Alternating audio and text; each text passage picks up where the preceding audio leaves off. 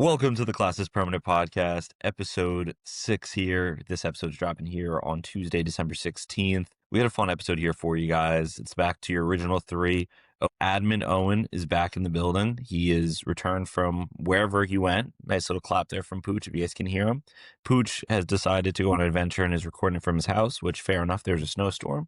And yeah, we got a good one. Pucc, how we doing? I'm doing great. Found out yesterday that my car key batteries died, so that is partially the reason why. The other part is, like you said, just didn't want to drive in snow. So yeah, but other than that, I'm doing fantastic. Pucc, that's amazing. Owen, how are we feeling? You were sick last week. You weren't doing so well. What's up? And I just spent a lot of time kind of working on myself, Good.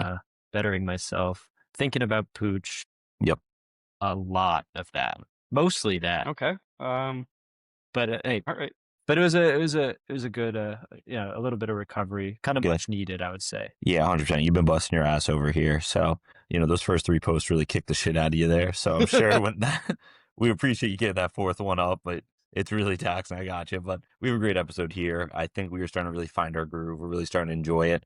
We're going to do a little weekend recap for you guys. We're going to jump into, this is a much awaited segment, Pucch's AFCON preview, which he's talked about this since the podcast started. And then we'll jump into a Mystery 11. And away we go.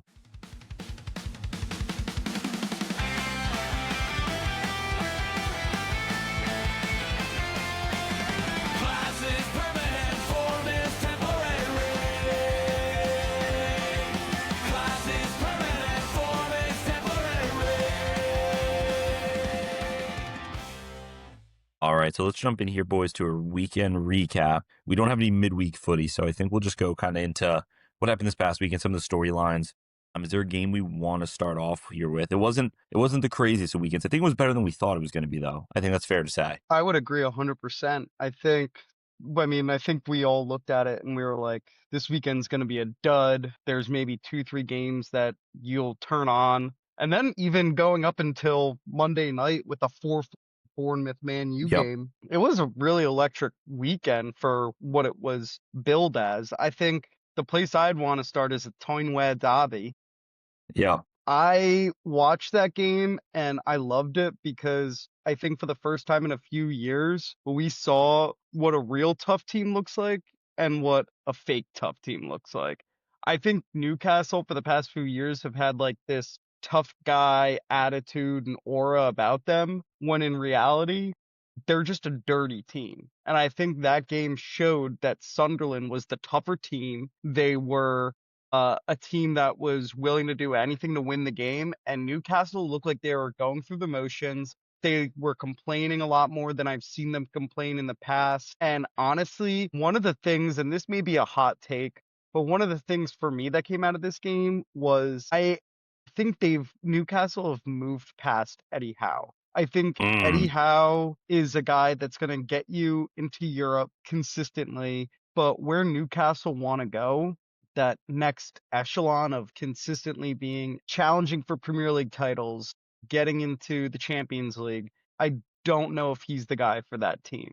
I also think that their recruitment, they were basically everybody's 4th choice this past summer. Everybody was rejecting them. So I think that adds to it. It just looks like a team in disarray in terms of they don't know what they want to be, because they technically can't be the plucky underdogs anymore. Like, oh, we're going to sit back and counter you, even though they still have players like that, like an Alanga that they brought in, where it's like that's where he thrives. And then they have guys that are sitting there and they're like, well, we want to play more possession. We want to hold on to the ball more, like a Tonali. And it's like they're trying to have it both ways. And I think their tactics are in such disarray right now because they aren't that plucky underdog team. They're one of the top teams in the Prem in terms of what they should be. And I think the one thing that held them together was that we're the toughest team. We're going to beat you up when we come in there. And I think Sunderland just showed them how to do that this past weekend. And I think I would be, as a Newcastle fan, not only did I lose the derby that hasn't happened in 10 years in the top division, but on top of that, my team looked like dog shit. Like, I would be like stressing right now if I was a Newcastle fan. Yeah, that's a tough one. Obviously, games like that are just games that you never want to lose. 10 years in the making. Mm-mm. Pucc, you really just went 2 straight minutes on the mic. That was pretty It, impressive. You just broke that I shit down.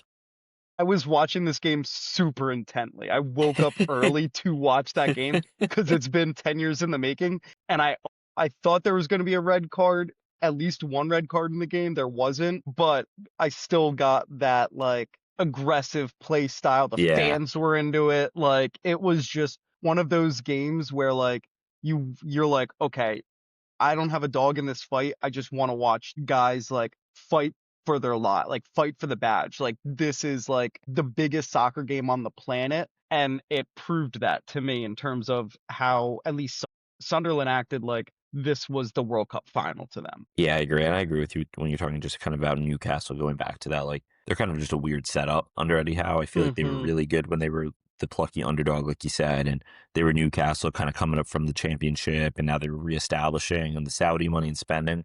And then this summer, I wish we had started the podcast this summer. I mean, Yeah. you know, Isak leaves. They would go for Ekateke, or however the hell you say his name. He obviously chooses Liverpool. They end up signing Yohan Wissa, who's done nothing. He actually came into this game and came in for Wolmade, which ironically he scored. He's been hot, and then he scores That again. was if that wasn't on his own goal, we'd be talking about that for goal of the month this year.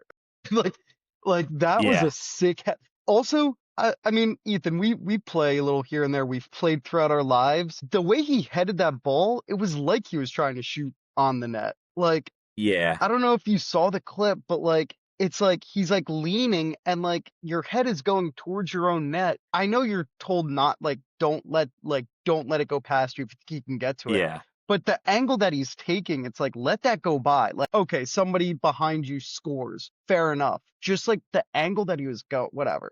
I just thought that it was No. I know what you're saying. I mean, he's doing his best. He's trying to, help out defensively, and it really has just gone poorly. He has the right intention, but it is one of those where it's almost like, if he clears it, you go whatever and you move on. But it's the fact that it goes in the back of the net that you're like, what are you doing? mhm. I saw that in another game. Maybe that was last week or something. I don't know. Oh, I think it was the Spurs game. I think I said in the Spurs game they had weird goals. And it was the same thing. One of the defenders from it's gonna kill me. Right, Owen. Well said. Yes, well said. I agree with you, Pooch. Great game. 9 cards. Very, very plucky game overall and fun one. Another big one. Also Yes. Dan Burn broke his ribs. Ooh, It ready was for he was Dan Burn. going yeah, he was going to like try and kick a ball out and Nordy Ukulele. yes, thank you. They Gotcha. both were sliding on the ground and his knees went right into Dan Burns' ribs. Respect to Dan Burns because he played another 5 minutes before having to be taken out. Mm-hmm. But on the ensuing free kick, like they show a close up of Dan Burn, and there's about I forget the center back's name. I don't even it's not Dan Ballard, the other center back. He's sitting there elbowing Dan Burn in the ribs. Like it was just the funniest thing ever. I was like, that is the smartest center back move I've ever seen. Like Dan Burn is like basically like shoving the dude's face, and this dude is just elbowing his ribs as hard as he can before the free kick's taken. I was like, that's Yeah, a it's a real classic derby. center back move. Yeah, yeah, That's prime like Barkley's right there. yes. Definitely a good one. I'm looking forward to the return leg. Right, obviously they'll play again towards the Mm-hmm. back end of the season. I don't know the exact date, but that'll be a good one. Gonna rip through a couple of these here.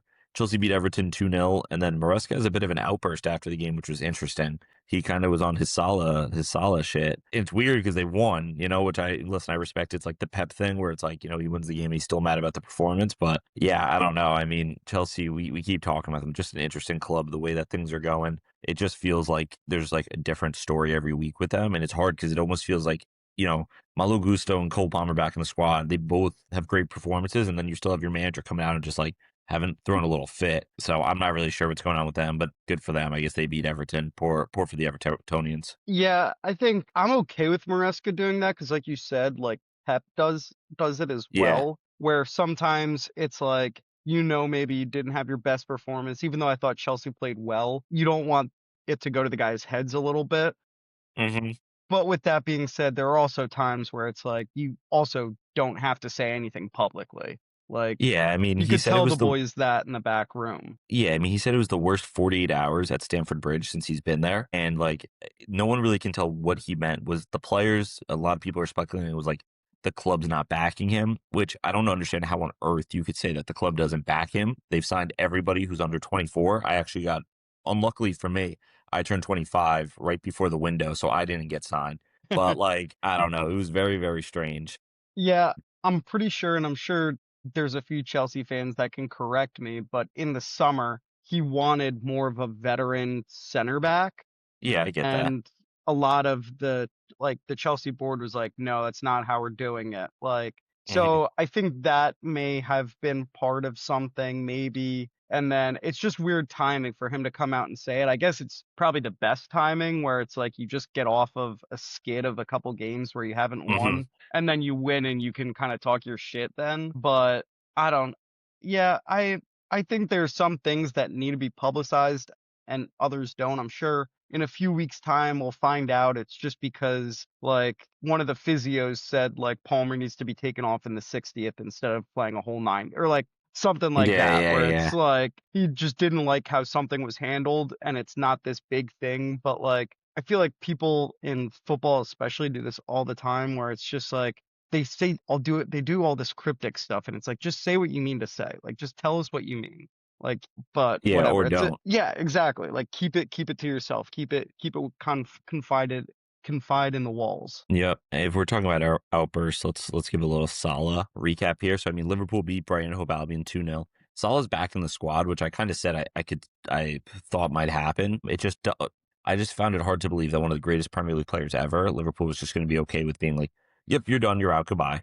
It's just he's too talented in a team that's somewhat struggled. So that's why I'm like, I find it hard to believe. I don't think everything's remedied there. I don't think that means that he's not leaving in January, but it did feel a little bit like maybe things are calming down.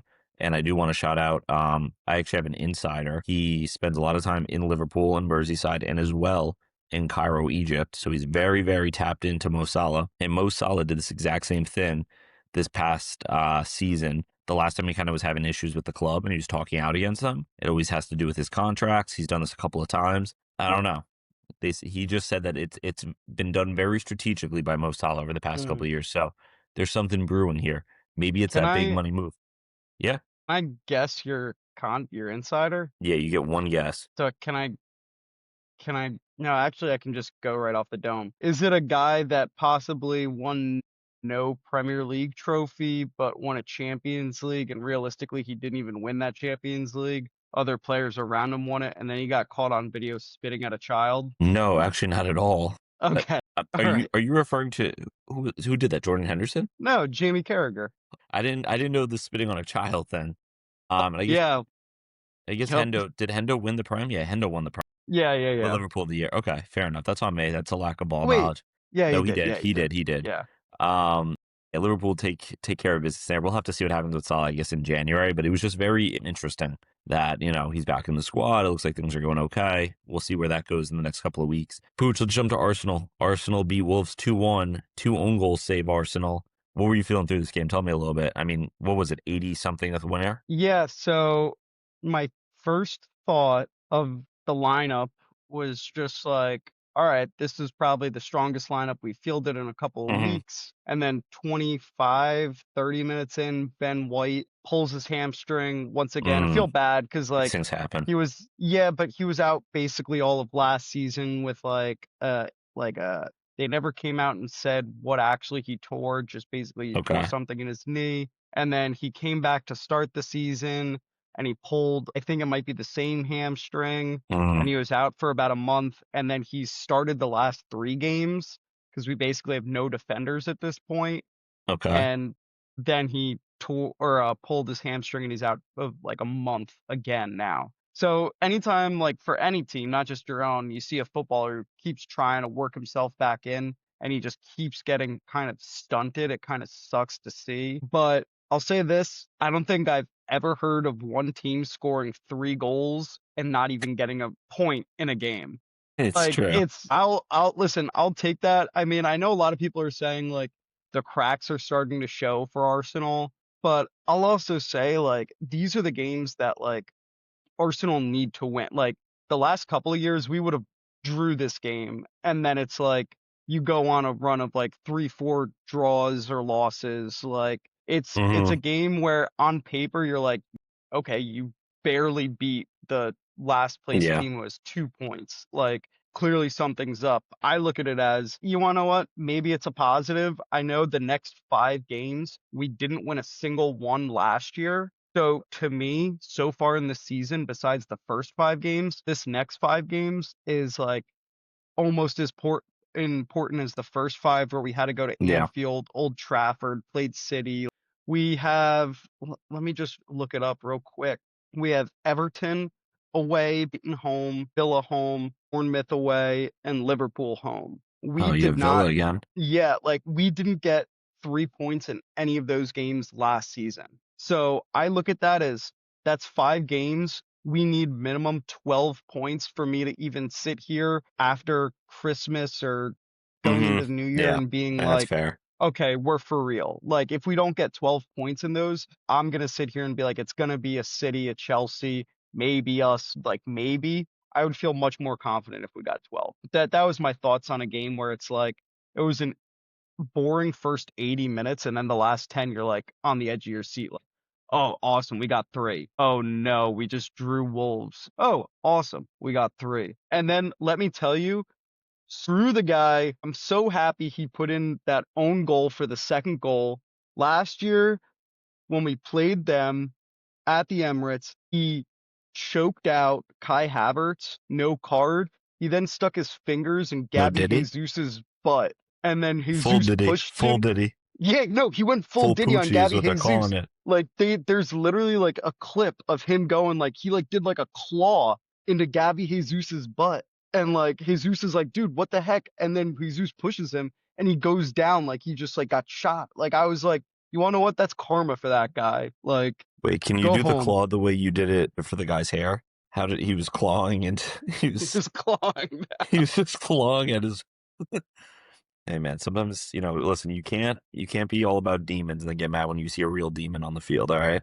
Yeah, but I never claimed Arsenal's a team full of demons. No, but I'm talking about the guy reaching into people's assholes. That's a real Yeah. demon, brother. Yeah, no, that's a demon I do not want to face. That's not a football demon. That's a Diddy demon. That's a Diddy We're demon. gonna start calling that a Poochie demon. Pucci demon, man. Oh crap. All right, let's move on. That's fun. Yeah, Arsenal are gonna fucking bottle it. It's just coming. Here comes the bottle in the middle of the winter. City are getting hot. I'm gonna keep predicting it because it's gonna happen. And I'm just at the end of the year. I'm not gonna laugh because it's whatever that City won, but I just feel like I'm gonna get ahead of that take. Let's talk about City. City dismantled Palace 3-0. Good for City. I don't know. I didn't watch this game. You got anything for Pooch? Yeah, Did City. you watch this, or are you off the dome? I watched some of it. I didn't watch the full Okay. game, but I watched bits and pieces of it. City feel like this is a see, I don't this might be a dumb brain take, or it might be like I feel like the smartest guy in the room take based on how you both respond. I don't know how XG works. I don't know I don't know how it's calculated. I don't know if it's good to have more goals than the XG or if it's bad. I don't My know how God. XG works. I know it's expected goals and expected Yeah, goals that's against. Like correct. I know the idea of it, but like when somebody tells me like, oh, City have in their last 4 games have had less XG than they've scored. Like I'm sitting there and I'm like, Yeah, okay, so are they lucky or are they just doing so much better than they're expected? Like I don't yeah. any I mean, like yeah, it's I but got you. yeah, but City, I think it's been like the third game in like the last 4 or 5 where they've outperformed their Yeah, XG they're in the game. expected. So yeah, I think Crystal Palace's XG was like 5, City's was like 1.5 or something like that. Mhm. So like I saw it with my eyes. Like Palace played a good game. I don't think they should have won. Like I think the winner was City. But No, like they did win the game.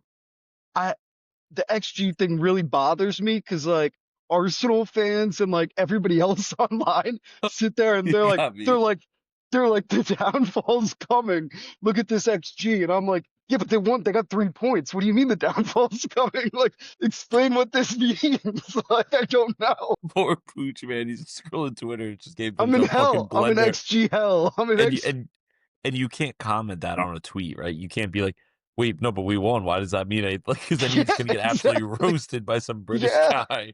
By Uh, invert the wing. Invert the wing's gonna rip me a new one. he's gonna start digging in your ass. He's gonna become a Pucc demon. We got Owen with that one. Yeah, no, XG. My understanding is each shot is just like given a value between 0 to 1. So like zero point 0.2 is like 20%. I think a penalty is like 0.8% and like one of the highest percentages you could have. Okay, okay, real quick though. Who decides this?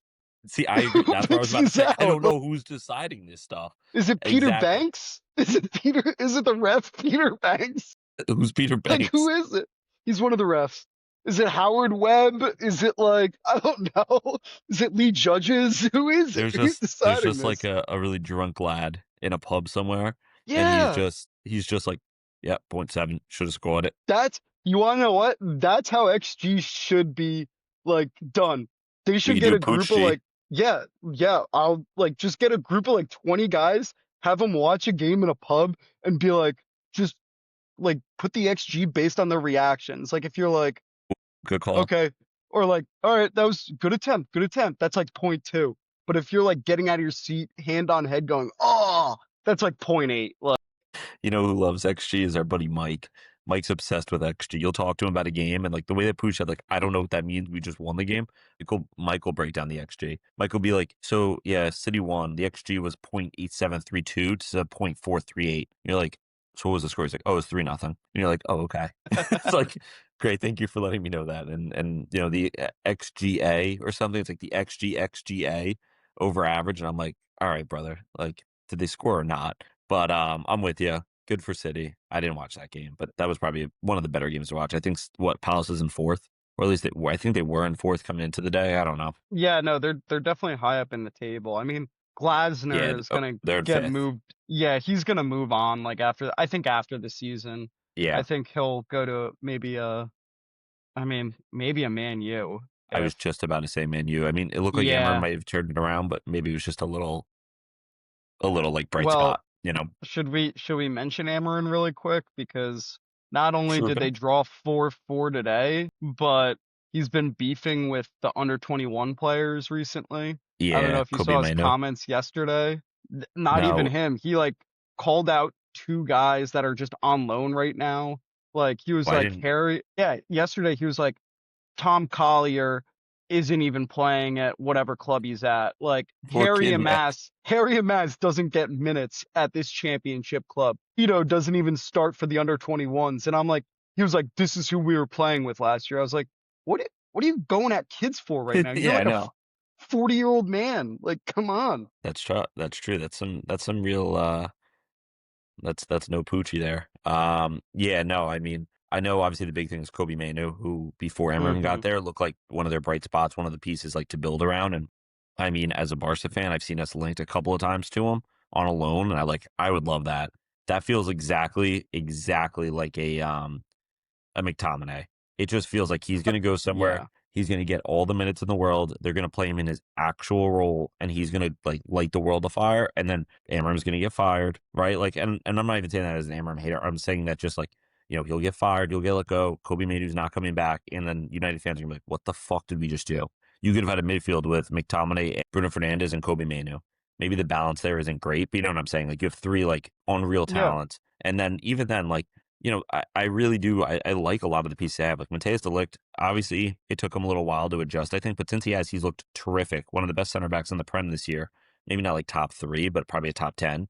Who's between the sticks for them right now? Why am Uh I forgetting? the the Dutch guy or the Danish guy where is Lehman Lens? Yes. I forgot they signed him. I haven't watched enough of him. I was thinking someone else. Oh, you know what? No, he's been good though. He has been good, yeah, but I was thinking of honestly Marmadalashvili that signed for Liverpool that's on the bench. I was going to say, Yeah. because he signed for there. I forgot he was sitting there. He wasn't at United because he's a terrific goalie. I think he was at, like Valencia the past couple of years, and he was killing Yeah. it. And Georgian. Barca, yeah, before Barca signed Joan Garcia, that's someone I wanted us to sign Hmm. because he was just like the best goalie in La Liga. It made sense. And then he had obviously an amazing performance at the Euros.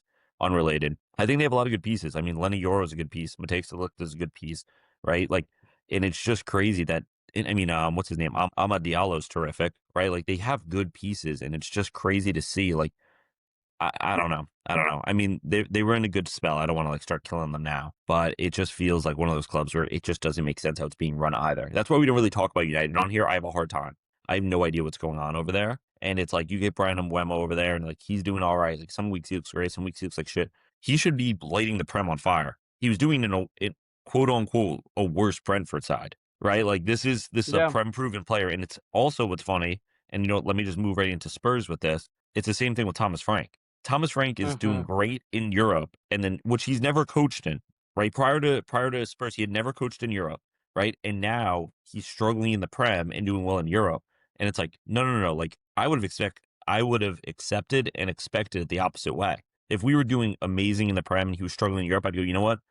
Like, obviously you want to see him do well in Europe, but I've been like, I get it, no worries, like, makes sense. And it's just very strange. I mean, Tottenham again just looked horrible. Vicario did not play well, which our our favorite Twitter guy, Invert the Wing, absolutely hates Vicario. He's wanted Anton Kinski, the backup, to start. He didn't play well. And again, just Tottenham, another game where like you're playing a worse Nottingham Forest team and you lose 3-0, but you just never look like you're in the game. I mean, am I on the ball there? I feel like most Spurs accounts, right? Like, I don't know how else to say it. Yeah, it's just another miserable performance.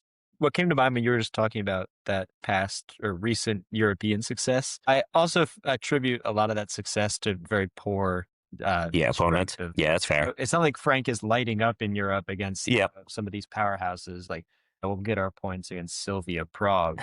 A win against Forest would really go a long way. Yeah, I mean, we're in 11th now, right? And you're outside of Europe, like comfortably outside of the European spots. And again, it's like, what are you doing? It's not even like it's not an 11th that feels remotely good. Obviously, 11th never feels good, but we Right. haven't looked like a winning team Yep. in a long time, like barring like what that game against Brentford. Yeah, exactly. All right, but outside of that, the last like 5 games, we've really looked like nothing. Yeah. Nothing. And I mean, every time I talk about it, I just say, like, I'm disassociated, where they were starting to pull me in a little bit. Obviously, we get the win against Brentford. They played well in Europe. I was like, all right, you know what? Like, I'll start tuning back in. And then you turn it on and you watch this and you're like, why am I watching this? Like, what is the vision? And I'm not going to be one of those guys like, we should never have fired Postecoglou, right? I was very like, if you fire him, I understand it. If you don't, I understand it. But like, there was at least a vision. There was at least a reason to tune in because the football was exciting. At the end, it was rough. It was very rough. But like when you were like building and struggling, and even when he had the injuries, right? We had a horrible injury crisis. There was still like a fight to the team, and this team feels just very strange. Like some weeks you're like, okay, good. Xavi Simons is here. Like we're good. And then other weeks you're like, we just suck. Like these guys are not Premier League level players. I don't know. It's very strange. They lose poorly to Forest 3-0.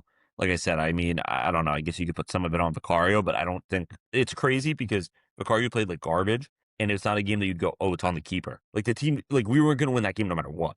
With him playing bad or not, we were not going to win that game. I don't know. Am I missing anything, Aaron? I don't even want to talk about Spurs. Yeah, it's just I also like what you said about like the roster. It's like some games you look at like a Mohamed Kudus Yep. or you said Simons. Like these guys are like, oh yeah, they're world class. And then the Yep. very next week, it's like, should they even be in goddamn the EFL Championship, the Premier? Doesn't Yeah, make sense. it's very strange. And I mean, now a lot of accounts are calling for like Xavi, not Xavi Simons, but Xavi Hernandez to come and coach the team. And I mean, again, as a Barca fan, I like that. I mean, I thought he was a good manager for Barca, but I would say he was a little bit out of his depth. I think he got a lot of grace for the fact that Barca won La Liga when he came. We were playing fun football again. But I do think once he got figured out a little bit, he got figured out. And I don't know how that's going to do in the Prem. If a guy like Thomas Frank is getting figured out with this team, like Thomas Frank, respectfully to Xavi, has a lot more coaching pedigree at this point in his career than Xavi does. Just point blank, period. I don't know. It's one of those things where, all right, and I think this is an issue that Real Madrid would have, right? Everyone's like, oh, you have to fire Xabi Alonso. We said Xavi Simons, and Xabi Alonso within the span of a minute here. That's a record, right? You talk about firing him. It's like, oh, who are you going to replace him with? And that's, I think, the same thing with Frank. People are like, all right, get Frank out. And I'm like, well, who's the replacement? Now, I said Xavi, maybe. But my point is, it's like, you don't have a nailed on guy right now that I'd be like, yup, you go and sign him and make him your manager tomorrow. And like, you're chilling here, and that's my bigger worry. And I feel like we've talked about, you got to give him the year. I think minimum you give him the season, unless it gets a real like relegation, anything crazy like that. But like, it's just a very, very weird spot right now for Spurs. I mean, I don't know. Can I also say, like, didn't a majority of these players get 17th last year? Like, it's not like you guys brought in 24 Yeah, new I mean, players. Like that's I know the fair. guys that you brought in are mostly the nailed on starters that maybe haven't kicked on or whatever. I know there was a massive injury crisis towards the end. You guys weren't even really playing for the league, more so for Europa League.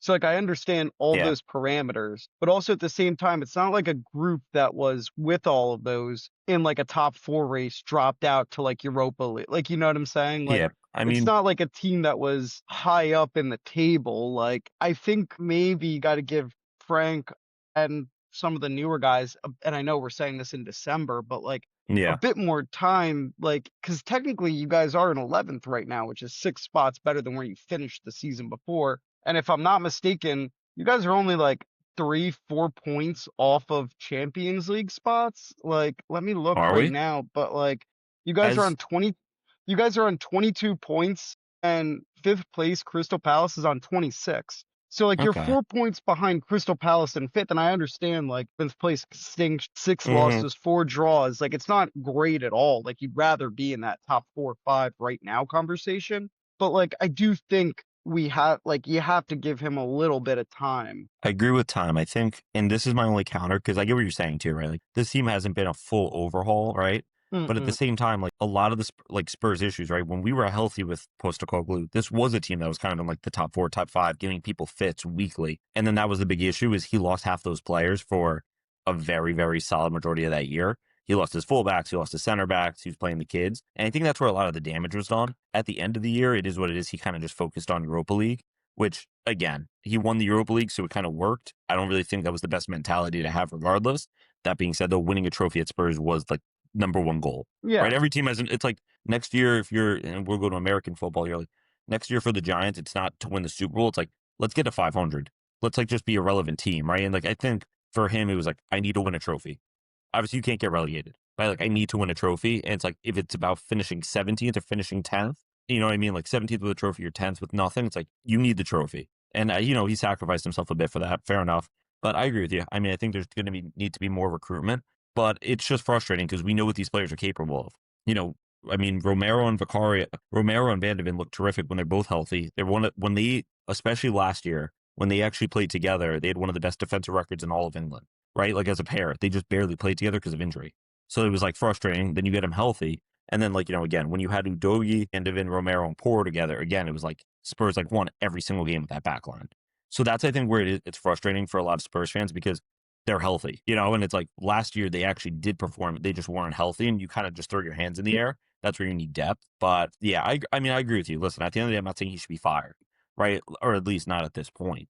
But at the, like something needs to change. I just don't know what it is. You know, like watching the games, like it just feels like there's like a lack of like I hate to like use like passion. You know, it just doesn't feel like the players are up for it some games. And that's like kind of an issue for me. If the tactics are getting dismantled, I almost feel better about that because that's like, all right, we can just kind of like fix that around. But when I'm seeing like culture issues, that's weird to me. You know, with a new manager, Mm-hmm. with a new kind of like a newer squad, that's what gets weird. And that's kind of where I'm like, what are we doing here? When you kick off the ball and you're already feel like you're losing, that has nothing to do with your tactics. That's part of just like, did they want to play today? You know, and I don't know. It just that doesn't really feel like a Tottenham thing. You know, I've said that sometimes about Barca teams in the past. Some like, you know, some of the other big teams, you just watch them, you're like, they didn't want to be here today. And Spurs have never felt like that. Spurs always feel like the team that's kind of up for the fight, but maybe it's just outclassed or whatever. And it's just, that's where the disassociation comes from. If we're losing games but fighting in it, whatever, I go, all right, well, we need a better striker. We need a better this. We need a better that. It doesn't feel like that at all. It feels like, well, you have pieces, but like, what are we doing with them? So I don't know. I'm disassociated. It is what it is with Tottenham. They'll figure it out or they won't. And we'll see. I hope they make a couple signings here in December, and maybe that's what they need. Maybe Frank just doesn't have his perfect profile. I mean, losing James Madison also was massive. James Madison is Mm-hmm. a massive part of that team. I don't think Xavi Simons was ever really signed to play as a true number 10. I really think he was signed to play at the left wing and play a little bit as like almost like a Cole Palmer, you know, kind of like coming off being a playmaker, but Mm-hmm. also like a goal threat, where then you have James Madison playing as like where for Brentford, he had Damsgaard. Damsgaard was Yeah. like, would like drop in and really control play. Avi Simons has never been that player. This is a kid I followed since he was in La Masia. He's always been like a 10, but like quote unquote 10, right? He wants to score goals. He wants to be up the field. He's not really the guy that's going to drop deep, grab the ball and go carry it 30 yards and, you know, be like this like super creative player. Also, losing Kulusevski is probably another thing where we should give him. Yeah. Kulusevski, when he plays, is arguably one of the hardest workers on the field and one of the most important players for Tottenham. So I think that's also where that really, really hurts the squad. I mean, he's just a fucking workhorse. He, for years, was a right winger, and now, like, I would just put him as an 8 every single week. That's, like, just his best spot. And, obviously, probably a more attacking-minded 8, but not a 10. Like, he's not, again, he's, like, not like a creative playmaker. He's, like, a workhorse 8, or he's, like, a right winger that wants to cut inside and, like, kind of play make a little bit. But I don't know. I'm gonna give Owen one more chance to talk here in Spurs, then we're gonna move on to a different team. I don't have too much to offer. A couple minutes back there, Pucc really felt like our therapist, kind of bringing us down to earth. Thank you, Pucc. But then I just thought about like the film, and like that team. I think the last thing I'll say, that team just looks worse than an 11th team. They really, I don't know what else to say other than they just look terrible. Yeah. I mean, the lack of offense against the Nottingham Forest and some of these other opponents, it's just kind of baffling. Yeah. Like Ethan said, I don't know what the solution is. I think that's part of the issue with Postecoglou. The solution was kind of in your face. And a lot of times it's, we're injured. We don't have enough talent, right? Like, we don't have the talent to play. And at the end, it was just like, wow, he's just stubborn. Like, you at least understood. And I think with this team, it's like, why are we not good? And that's where, like, this, like, feeling of, like, what are we doing? It just, like, feels defeated. You just feel like, all right, I don't want to watch this. Like, this isn't fun. It's kind of fun to build something and be like, all right, we're not playing great, but, like, when we get a new right back in, like, we're going to be solid there, and like, kind of that project. But we'll figure out Tottenham. I just want to touch on Aston Villa. They beat West Ham. Villa with 9 straight wins. So they are on a fucking heat around. They won a thriller here against West Ham. I think it was 3-2. It may have been 4-3. But they've kicked on. I mean, I didn't know they were even on this win streak when I predicted the Arsenal loss to them. And I mean, are you fearing them in a couple of weeks? Because you just said, I think, what do you got them in the next 3 games? No, the only thing I fear is my own team in terms of how we perform. I've stopped looking like years ago in the Arsenal banter era. It was like, right, like, we're gonna have Mustafi at the back, we're gonna have Oxlade-Chamberlain on the right, and then we're gonna have Lacazette and Aubameyang up top. I was like kind of resigning myself to that fact, but I would pay attention. I'd be like, well, maybe this week Aston Villa, who's mid-table, might put out their backup play. Like, maybe they'll rest the guys for the big match against City on the weekend. Now I don't even care about that anymore. I think it's just like the levels of, like, when you're trying to go somewhere, like, you're like, I don't care how they line up, mainly just my team and how we look. So I'm not too concerned. They also, I mean, going back to XG again, like, they're another team where they've been losing a lot of games on XG, man. So I don't know if that means they're due for a loss or what. I just know that they've been losing. And on top of that, they did. This was another game, kind of like the Palace City game, where I was like tuning in and out of, and they looked shaky against a dog shit West Ham team. Like, West Ham, I know, has kind of shored things up since Nuno came in, like, defensively, but like, it's not like Aston Villa is like this world beater of a team. Like, I wouldn't even put them on like Fig Demon Watch or even Demon Watch. They're just a team. They're just a team. They're just a bunch of guys that want a ball. And maybe that's what's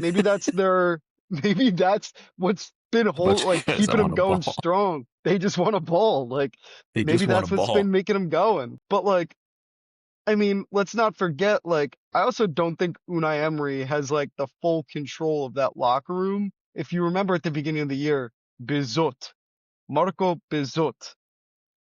No. But now Unai Emery starts every game. So like, what's going on there? Like, I don't know. Like, you're a clown. I don't even know how to respond to you. So we're gonna move on to around the world. In La Liga, nothing too crazy. Celta Vigo beat Bilbao 2-0.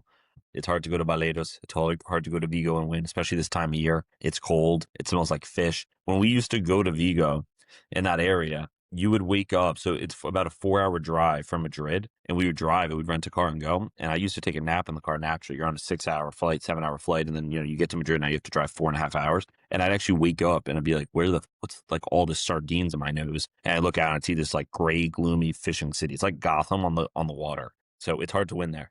I don't think Pucc could do it there. I don't think Pucc could go in demon time there.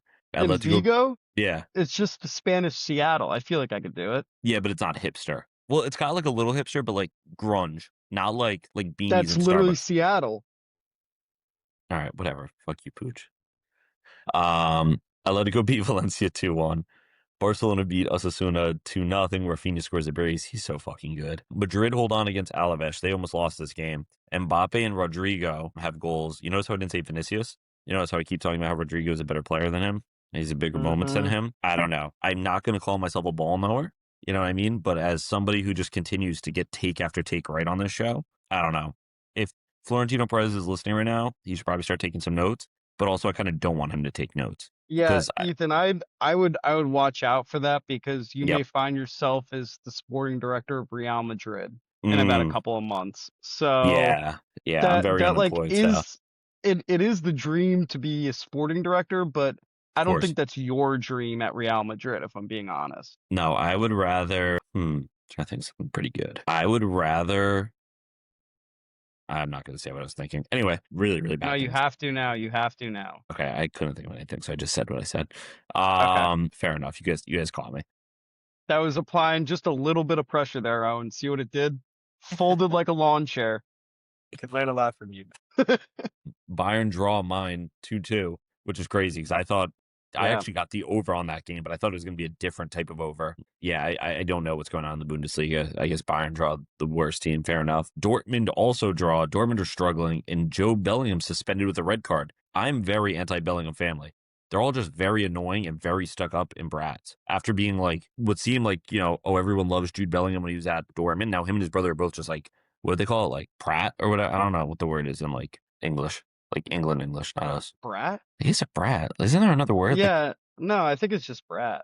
Is it? Well, there's also prick. Yeah. But I'm not talking prick. I'm is it P-R-A-T? Is that a word? Yeah, prat. It's in English. It is a word. Yeah.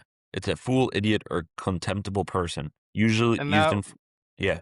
No, I was just gonna say that's our word of the day. Ooh, wait, here we go. It could also refer to a buttock, or less commonly, female genitals. Versatile. Yeah, it's very versatile. You could be oh, you prat, and be you idiot, or you could just be calling somebody a vagina.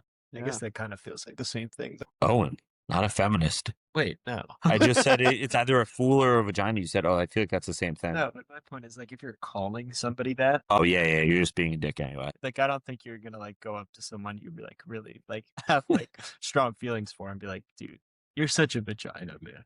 That's so true. Owen, hey, fist bump that, man. You're so deep there. It's like the Mikal Bridges of words. Oh, Mikal, not Miles. That's on me. Yep. Yes, it is. It's like the Mikal Bridges of words. You could just use it in any situation. He's always available. Fair enough.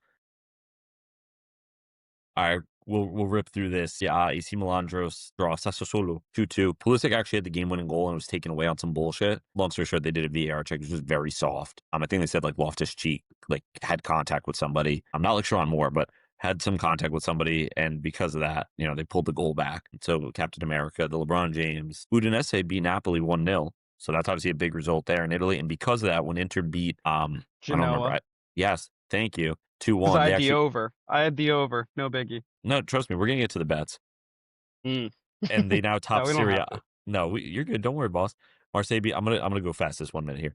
Marseille beat Monaco. PSG win 2-1. Lille beat Auxiliary Cord 4-3 in a shootout, and then Lens beat Nice 2-0.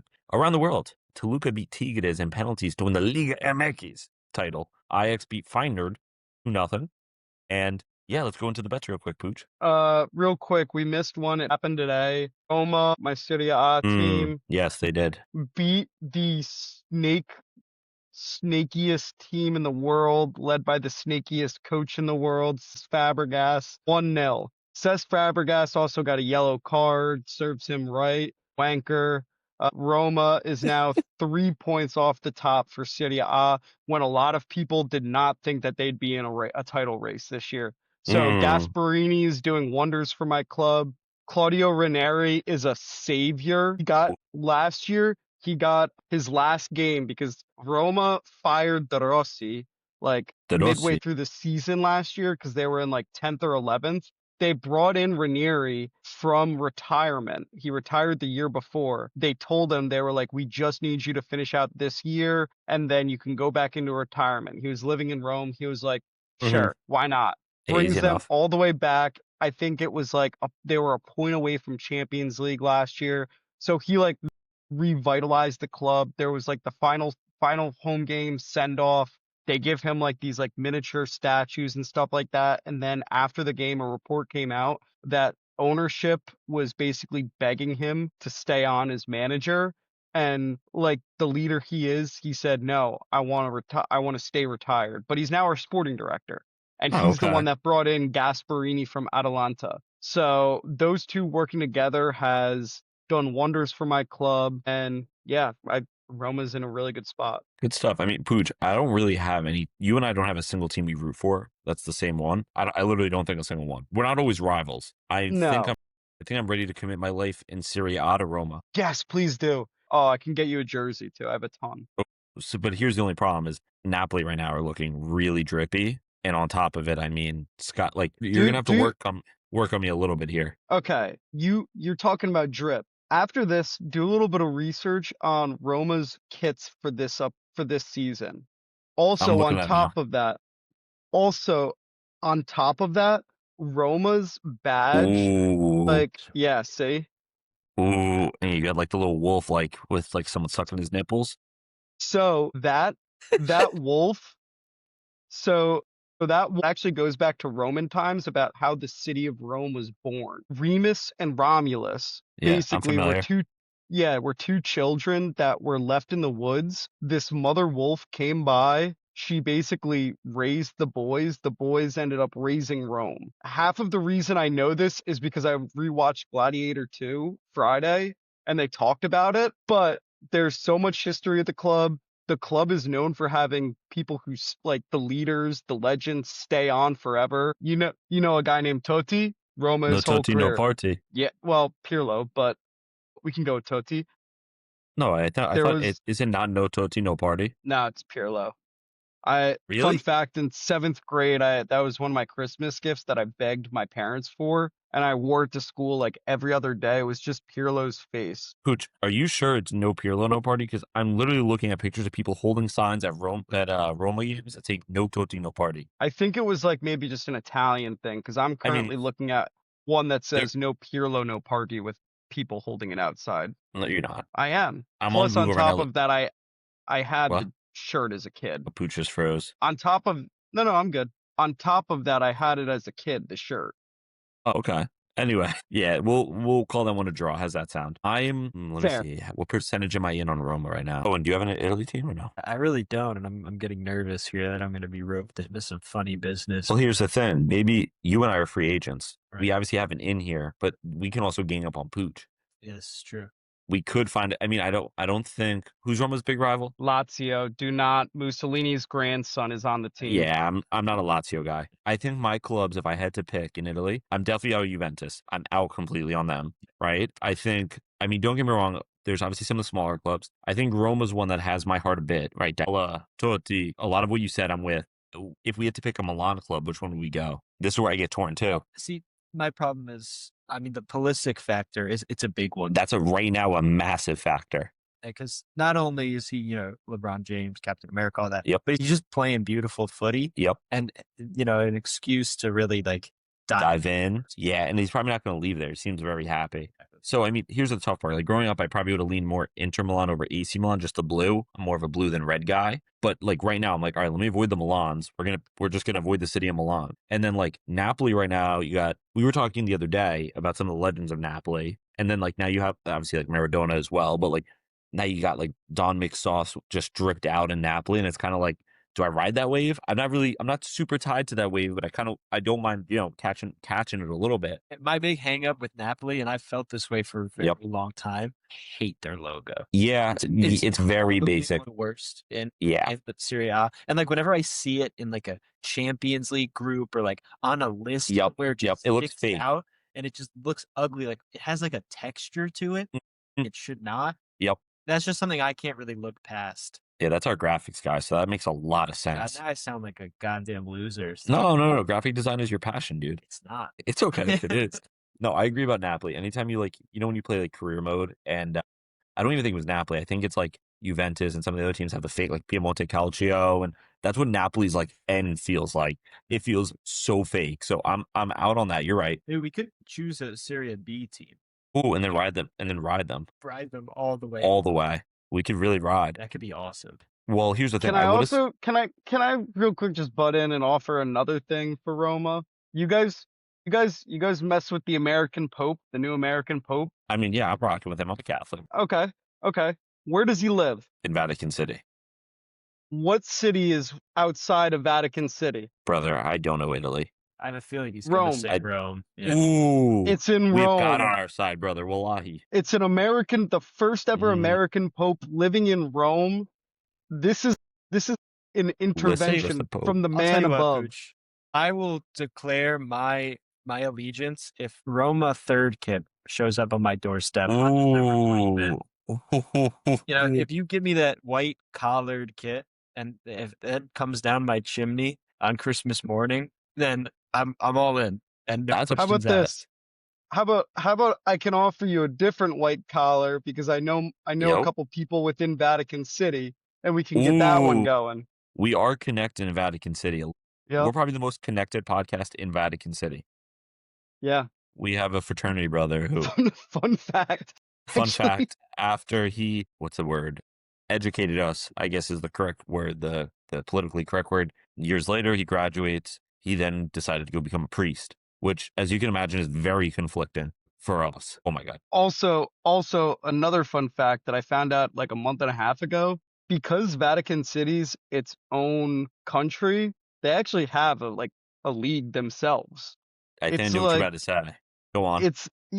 There's like a priest team, like there's like a Swiss guard team, and like Yeah. apparently the Swiss guard are just like dog shit. Like I think last time I saw it was like 9 games into the season, they had no wins, I think 2 goals for and like 30 goals against. Like there are just priests out there just like ripping like the guard, and I don't like, but like He is just there did a collusion little in that league? Father, Mother, so Yeah.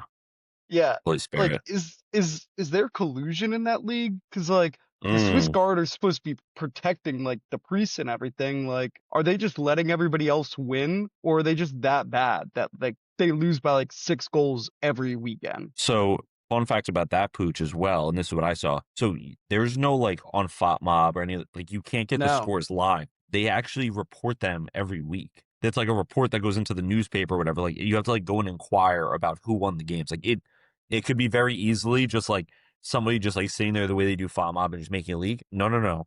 You have to wait every week for the scores to come out. So Owen's doing research. How do he I can't find anything. inquire? How do I inquire? Because I will sign up for those alerts.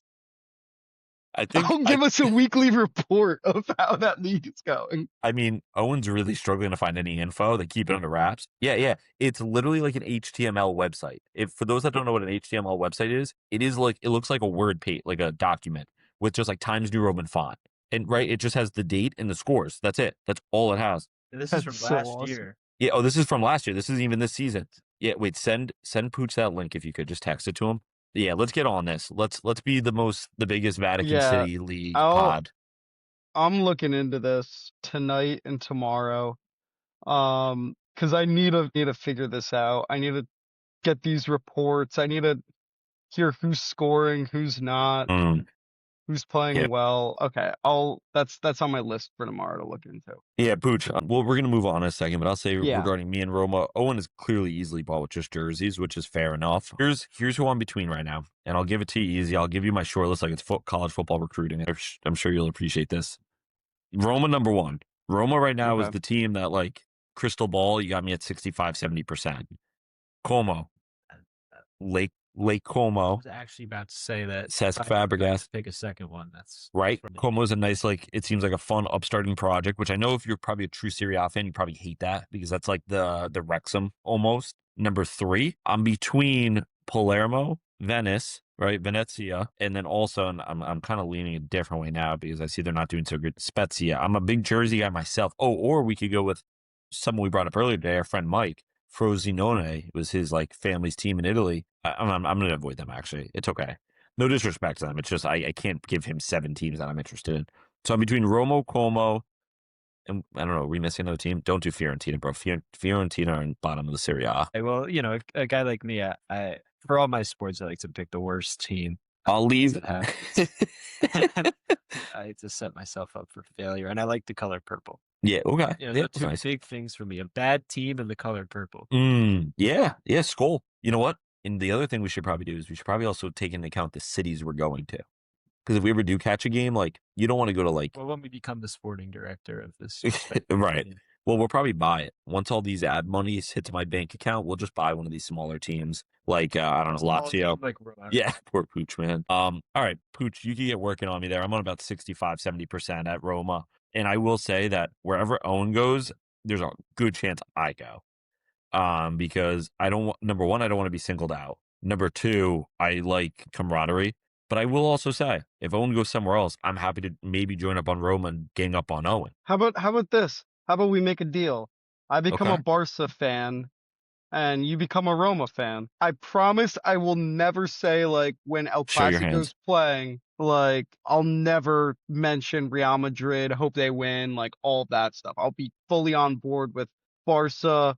I'll get invested in, I'll buy like, I'll buy like 18 Spotify accounts. Yeah, Spotify premiums. Yeah, I'll do whatever you want. I'll buy Barca TV and watch like under 13 La Masia. Like, yeah, you're gonna learn see who the next Pedri is. Like, I'll do it if you just become a Roma fan. Yeah, get ready to learn ball, brother. You know what I mean? You're gonna learn a little bit of ball watching La Masia. All right, I mean, where are you at with this? I was gonna make this like a multi-podcast thing, but I might be ready to commit. Are you really? That's all he had to say to me. I knew. I was just hoping you'd get there yourself, but the little push to just say, I'll become a Barca fan, sure. Like, I'll do that. I feel like the energy would be at stake if we all are a fan of one Serie A team. Where are you going to go then, Al? I mean, do I take Como? That sounds like almost so derby. I mean, I feel the same way about Roma, though. I mean, they got such a nice logo. By the way, you would know this. Are they changing to that little wolf logo full time after this year? Did I hear that correctly? Oh, yeah, I think they may be. Or did I make that up? But the ASR and script was like the original logo. Oh, wait, but the wolf is still going to be having his nipple sucked, right? I mean, that's all over the city. It's like that's all over Rome. Little wolf head, right? Wait, which one are you looking at? You're talking about? Oh no! I don't think they're making the wolf head one. I don't think that one's gonna be the new. Oh yeah, I wouldn't do the wolf head one, but I mean, wait, it's not a little wolf sucking titties. It's little kid. Oh, I see. I thought it was little wolves, like in that were Romulus and Romulus and. Brett, keep that in. Brett, keep that in. Brett, keep that in. Also, Brett's girlfriend Kate, if you're listening, welcome to the show. We're happy to have you. Thanks for subscribing. If you got this far, and if you did, we do have an ad read coming up that I don't know, maybe you can use. All right, what should we do here? That logo is drippy. I'm back in. You saved it, Pucc. Good, well done. Good salesman. Thank you. Should we mull this? Do we have to make a decision right now? I think we should open next show with our verdict. How about this? I like the Pope. We'll get some smoke going. Yeah, we'll have like I don't know, we'll have like Italian meats like flying out of something. You know what I mean? Wait, do they do that? Well, they have smoke, but like I don't know what's like a very. You think throwing Italian meats would be more achievable than like a little bit of smoke? Shit, Pucc can't throw that schmeat around a little bit. Anyway, we're gonna keep it to the next episode. If you were a fan of a different Italian club, a Serie A club, and you want a strong push, when Owen posts this in about 3 weeks, what I need you to do. I need you to go to the comments. It's like 7 minutes. I'm not. When Owen finally posts just something about our Italian club, I just need you to drop some feedback in the comments and just push for us. What team, like, make some arguments back. Fight Pucc in the comments. At Pucc. Don't at us. At Pucc in there and tell him why Roma's the wrong club. All right. That was fun. That was good banter. You know, that was good. Let's move into some quick bets recap. We're not going to have bets for this midweek. Obviously, there's no games unless we just bet on some BS. Real quick, I think I came into the day. These numbers might be totally off. I came into the day, I think, at 5 and 7. Yep. Yeah, I absolutely just killed it this week. I am a certified ball knower. Take your analytics and never mind. My over was Bayern versus mine. I didn't have it the right way. I thought it was going to be Bayern like 6 goals. Doesn't matter. 4 goals is 4 goals, brother. Wallahi. My under was Arsenal versus Wolves, under 3.5. I got it again. My favorite was Manchester City money line, obviously. And then this is where I lost an underdog. I took Leeds over Brentford. They drew. But like, there's no moral victories, right? I think that's something when it comes to this betting shit, that there's no moral victories. It's either a win or a loss. It's a loss, but you know what? I was at least like kind of on the pulse. I could walk away with my head held high. Pooch, you want to jump into your bets and how you did? Yeah, I'll just go really quick. I had Enter and Genoa over 2.5 correct. It's possible that I got West Ham and Villa under incorrect. It's also the rumor out there is I got Newcastle like beating Sunderland as my favorite incorrect. And then there's another like nasty rumor about me that I got Everton as the underdog incorrect. Mm, These, I just want everybody to know, is fake news. Do your own research. Like, look into this stuff. Like, just don't trust one news source. Like, just don't log on to FootMob and be like, oh, that was the scores, that was the over so under. Like, true. actually do your own research and maybe watch the game and then like Right. maybe go to like the Onion or something like that as well and just figure out. Use a couple of resources. Use your brain a bit. Don't just trust one news source. I'm just saying what the rumors are and trying to discredit them. And if these nasty rumors are true, I went 1-3 on the week. Like, but like I said, like just really do your own research. Like, don't Okay. just trust one source. I totally agree with you. I do a lot of research before these bets. It's just definitely not vibes. I don't remember what Jeb's bet was, so I don't know. Jeb's, I congrats, think, you're perfect. yeah, Jev, I think went 4-0. Yeah. He only made one bet, but he went 4-0, which is still 100%. Yeah. Real quick, we'll jump into some quick headlines, and we're getting into the AFCON preview. Did you guys see Messi in India? He's like doing this tour. He's doing this tour where they gave him this like 70-foot statue, and like I guess at one of the things they had him like, I don't know, how do you describe it? Like on a field meet and greet, and the fans just rushed the field. So I'm a little confused. Yeah, I I get. didn't see the fans rush the field. I saw like, the fans though just trying to pass the ball to Messi, and it just did not go well. He's the worst dude to just try new cultures. Like he really is, because It's like, he was just over there so awkward. He doesn't speak any other language. He doesn't try it. And he probably was just like, hey, Bobo, parte del la cancha, Bobo.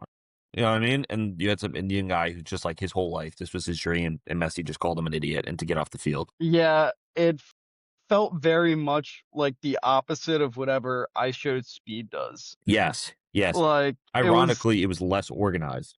I don't know how yeah, that's possible yeah. than like It's anything like that dude does. it's like if I Show Speed just one day randomly was like, I'm gonna bring one camera, no bodyguards, Mm, to a foreign country and see how it goes, and like right. not even come close to trying to understand the like culture or whatever. But it was hilarious. Very fair. Yeah, I didn't have much there. I just thought it was hilarious. Just seeing the dude in India. And my dad even said, he was like, how did Messi get there so fast? I'm like, well, first off, if you're just talking about actual speed, like you can get on a flight very quickly. But if you're just talking, like, yeah, they did just win. And like, he doesn't even have a week off. He just went straight to Kolkata, India to go see some statue. Why is there a statue of that man up in India? Fair enough. To Miami signed Sergio Reguilon today. That was weird because I remember Really? hearing, yeah, that Fab tweeted Wow. it. It was weird because obviously he's a Spurs guy, whatever, and you kind of just like loosely follow him, right? Like you see his name, and you're just like, oh, where's he going?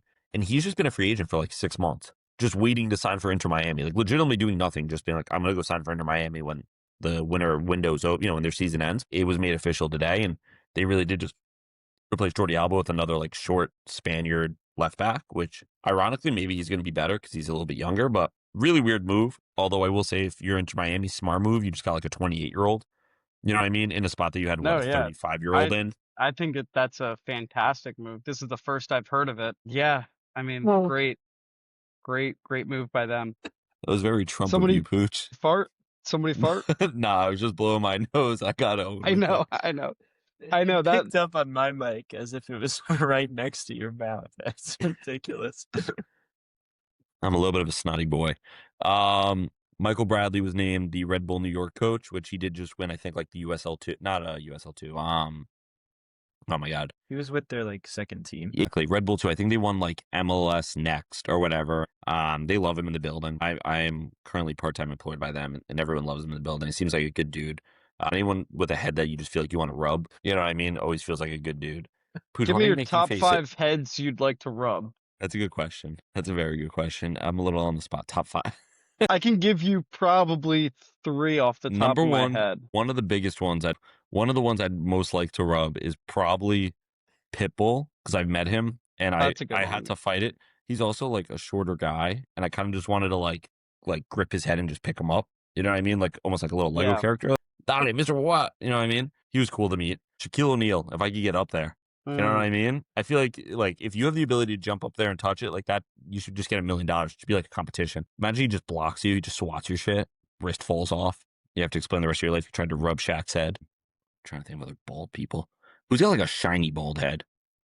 I'm trying to think of TV. I don't know. Owen, am I missing anybody big? Many big baldies. I mean, you got like the big two, I would say. Big Right? two bald guys. I feel like I'm missing someone. I have 3. Okay. I think coming in at He came into this episode with this list. I know. It's written down. This was not spoken about. coming in at 3 would be Brian Dable. Just like okay. bowling ball, like you're like, oh, like I could just imagine being out at a bar, sitting at like a table. We just got back from playing darts, and you beat him, and you just put him in a headlock and just like rub his head, and you're like, oh yeah, you're a cue ball, you're a cue ball. Dude, you're a freak. You are a freak. Number two Oh my God. would probably be Mike Tyson. Ooh, that's terrifying. For the main reason that like there's so much risk with that reward. Like it's either gonna go super well or super bad. Like you're gonna be like on the floor dead, or he's gonna be like, let's go get face tattoos, and you're like, okay, yeah, let's do it, Mike. Yeah. Oh wait, I gotta get one and here. then The Rock. I'd love to. The Rock's a good one. Terry Crews. I would say number 1, LeGoat, He's not bold. well, come on, we've Jordan seen it. is. The real Everybody's goat is. seen it. Nah, LeGoat. I would just because maybe some of his aura would pass on to me. So probably LeGoat one. Were you serious about the real goat? Are you talking to me? Yeah. Jordan is the goat. I mean, we're gonna move past this. This is a basketball podcast. This could be a 20-minute conversation. It won't be. We spent enough time on which bald head we want to rub the most. Let's make a graphic out of that. Good 6-minute segment, guys. Owen, I'm just trying to clip farm for you, brother. This is not what I want. What would you like? Here, I got you. Yeah, what baldy would you like? I'm gonna do like the guy that he does with the Rizzler. He like looks in the camera and doesn't. Which bald head would you most like to rub? Here are the top 5. The Rock at number 5. Is that better for you to clip farm? All right. Do we want to get into the AFCON?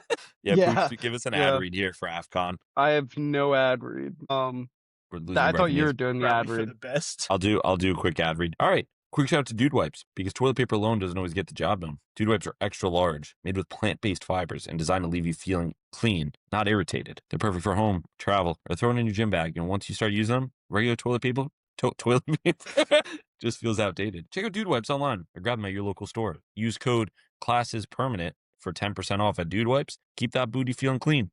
All right, Pucc, let's jump to AFCON. All right, drum roll, please. Sounds so good later. Ladies and gentlemen, get ready for 2025. So this year AFCON, AFCON is being hosted in Morocco. So I've done a bunch of research on this, and I think I have the perfect guide for everyone trying to follow AFCON this year. So okay, you said Morocco?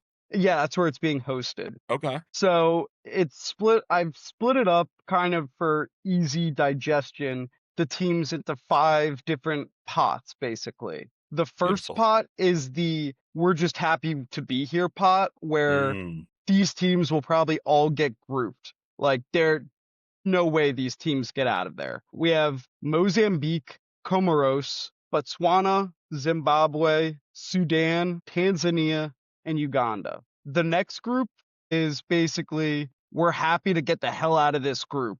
Basically, these teams, their goal is let's just make it out of this group. And that's Gabon. Yeah, fair enough. Yeah. Gabon, Angola, Equatorial Guinea, Zambia, and Benin. The next group is we're trying to win a knockout. We're trying to get through just one game. That's Mali, South Africa, Burkina Faso, and Tunisia. The next Okay. group is going on we're on a marathon. We're trying to make a deep run. We're trying to go far.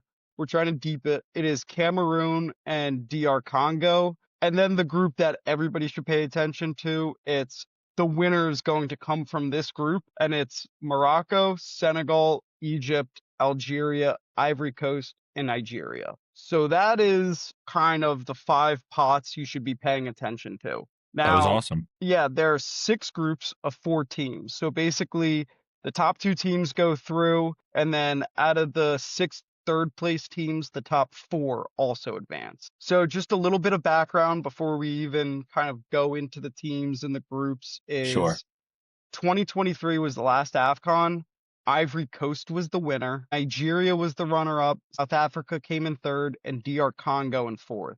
Now, there's been no back-to-back winner since Egypt did it in 2008, 2010. So about 15 years since a back-to-back winner. So if you're keeping track, don't know if Ivory Coast is going through, brother. Do not know if Ivory Ooh, Coast is going to win it all. But we can get stats. into that, but don't know. The other one Okay. is no host nation has won since '06. So about 20 years since the host nation won it. And that was Egypt as well. Egypt went on a three-peat. They were Oh, wow. like Dream Team USA in the 90s level of like we're the goats at this AFCON shit. With that being It's said, AFCON shit. Morocco is probably the best team on Yeah. paper. So getting into Group A, it's comprised of Comoros, Mali, Morocco, and Zambia. So Comoros, honestly, I don't know how they win a game. The only real thing I had in terms of to watch for them, they need their attack to show up because they're going to be giving up a decent amount of goals. So they just got to hope that attack shows up. Over the last 5 games, they're 1-4, not great. Their world ranking is 108, which is on the lower side of the tournament. So basically all I had for them. Mali, they will go as far as the midfield takes them. So they obviously like, you're obviously going to switch it up, but their best midfield 3 is Amadou Hadara from Leipzig. Yves Bissouma, obviously you guys know him well, Tottenham, and then Mamadou Sangare for Lens. So like they have a couple other players that like you're sitting there and you're like, all right, like they're good pieces, but like if this midfield shows up for them, like they can go make a deep run in the tournament. Is real quick, Basuma, will he be healthy for this? Because I know he's out with Spurs. I think he's also I facing a think little bit of a so. suspension too, but is he going to be fully healthy? I believe so. I think let me just look up the stat real quick because they just played a friendly the other day. Yeah, they Mm-hmm. played in November against Jordan, and on FootMob there is no lineups, just facts. And the game was a 0-0. So don't know if he played. He But was just called up. He was called up for AFCON, and he's also dealing with severe depression. So just something to okay. keep in mind. Yeah. Like I said, I mean, they need him to show up. He needs to show up for his country if they need to go far. So he's got to get over that real quick, if I'm being honest. No trip to Jerusalem, brother. You're No. going to Morocco.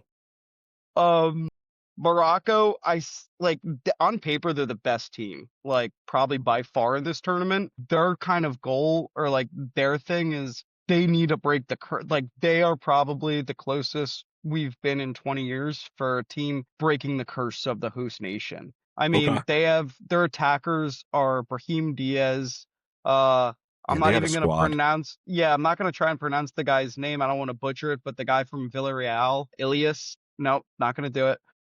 Who? Talbi from Sunderland, is Azuli from Betis, Benseguer for Leverkusen, like that, and that's just the Yeah, attack. they have a squad. Like they have a crazy squad. And then Zambia, it's the Paxton Daka show. For I them did not to know the Zambia. yeah, like that's really their guy. They have a lot of like local guys playing in like the African leagues, but like Daka is like by far and away their best player. My kind of prediction for this was Morocco first, Mali second, and then I actually had Comoros coming in third. I do think that they will draw Mali and Zambia. So I think they'll escape in third place with 2 points. Wow. That's a Yeah, bold perch. Yeah.